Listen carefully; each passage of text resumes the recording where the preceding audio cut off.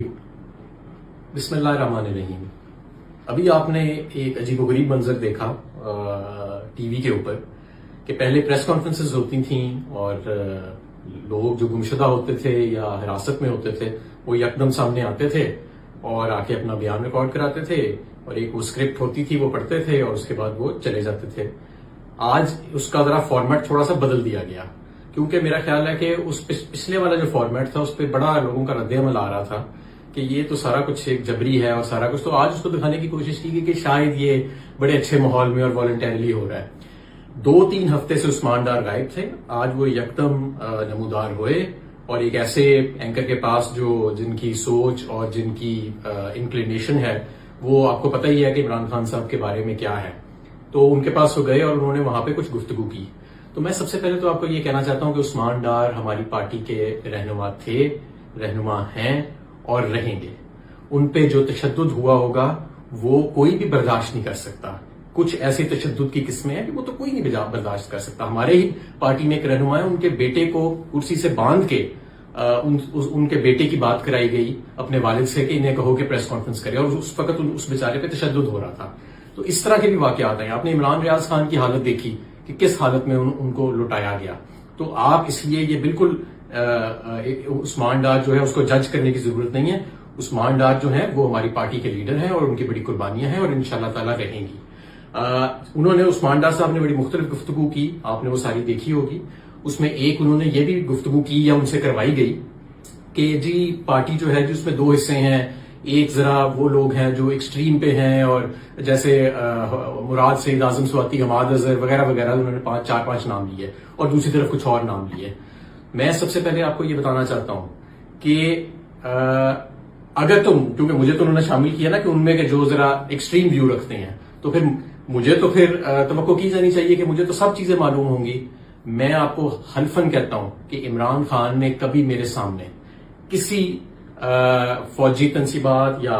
Private property یا public property حملے کرنے کی نہ کبھی گفتگو کی، نہ کبھی کوئی مائنڈ سیٹ ایسا اپنا دکھایا، نہ کبھی انہوں نے ہمیں یہ بات کی، نہ ہی کبھی میں نے اس کی کسی قسم کی پلاننگ دیکھی۔ یہ بالکل ایک بہت ہی غیر ذمہ دارانہ بیانیہ ہے جس کو انہوں نے بنانے کی کوشش کی ہے، جس نے بھی یہ کہلوایا عثمان ڈار صاحب سے، اور ظاہر ہے کہ یہ سارا کچھ انہوں نے جبری طور پہ ان سے کہلوایا ہے۔ تو سب سے پہلے تو یہ بات بڑی واضح ہونی چاہیے، اور یہ میں اللہ کو حاضر ناظر جان کے حلفاً کہہ رہا ہوں کہ ایسی کبھی گفتگو میرے سامنے نہیں ہوئی، نہ عمران خان صاحب کی، نہ ہی کسی پارٹی کے اور کسی فرد کی، کہ کبھی یہ ایسی چیز جو ہے وہ سامنے آئی ہو۔ تو ایک چیز تو یہ واضح ہو جانی چاہیے۔ دوسری چیز میں آپ کو یہ واضح کرنا چاہتا ہوں کہ ہماری پارٹی کو بھی تقسیم کرنے کے لیے یہ ایک شوشہ جو ہے اس کو سمجھا جانا چاہیے۔ پوری پارٹی یکجاں ہے، پوری پارٹی جو ہے وہ ایک نئے پاکستان کے لیے، اور ایک ایسے پاکستان جہاں پہ آئین کی اور ملک کی حکمرانی ہوگی، جہاں پہ آئین کی اور قانون کی حکمرانی ہوگی، اس کے لیے ہم گوش ہیں، اور انشاءاللہ تعالی ہم بہت قریب ہیں اپنی منزل کے۔ صرف اگلا الیکشن ہی نہیں، اگلی کئی دہائیوں تک یہ جو لیڈرشپ کی ایک نئی کھیپ پیدا ہوئی ہے، ہماری خواتین جو جیلوں میں ہیں، ہمارے لوگ جو جبر کا سامنا کر رہے ہیں،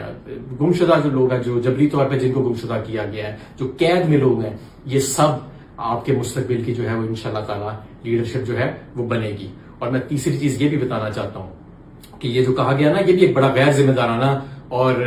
عجیب و غریب سا بیانیہ ہے کہ جی ریاست بیانیہ مخالف عمران خان مائنڈ سیٹ بنا رہا تھا یا ان کے کوئی ساتھی بنا رہے تھے۔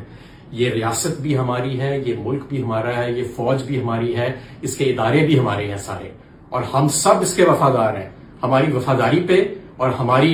کسی قسم کی ایسی آپ غیر ذمہ دارانہ قسم کی گفتگو نہ کریں یا لوگوں سے کروائیں کہ جی یہ ریاست بیانیہ خلاف بیانیہ بنانے کی کوشش کی جا رہی تھی۔ انشاءاللہ تعالی پاکستان تحریک انصاف بھی سرخرو ہوئے گی، عمران خان بھی سرخرو ہوئیں گے۔ اور میں آخر میں دوبارہ آپ کو بتانا چاہتا ہوں، عثمان ڈار کے ساتھ ظلم ہوا ہے، عثمان ڈار کے ساتھ جبری تشدد ہوا ہے جو کوئی بھی برداشت نہیں کر سکتا۔ ہو سکتا ہے میں بھی نہ برداشت کر سکوں جس کرب سے وہ گزرا ہوگا، کیا کیا اللہ بہتر جانتا ہے کہ اس بیچارے کے اوپر پچھلے 2-3 ہفتے میں قیامت گزری ہوگی، اور کیا کیا قیامت ان کے گھر والوں پہ گزری ہوگی۔ آپ نے ان کی والدہ کا بھی بیان دیکھ لیا، انہوں نے بھی واضح طور پہ کہا کہ یہ گن پوائنٹ کے اوپر جو سارا کچھ کرایا جا رہا ہے، اور وہ خود الیکشن لڑیں گی انشاءاللہ تعالی، وہ بھی الیکشن لڑیں گی، عثمان ڈار بھی الیکشن لڑے گا۔ پاکستان زندہ باد۔